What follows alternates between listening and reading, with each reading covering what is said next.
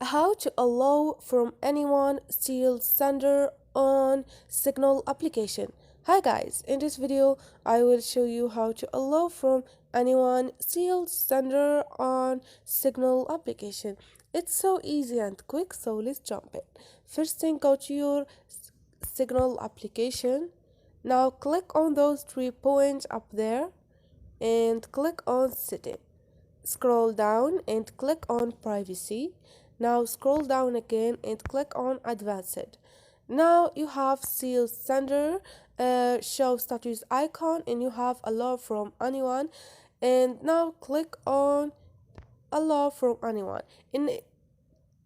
Enable seal sender for incoming message from non-contacts and people with whom you have not shared your profile. And this is it. So this is it guys. Hope this video was helpful to you, and if you liked the video, don't forget to subscribe and like.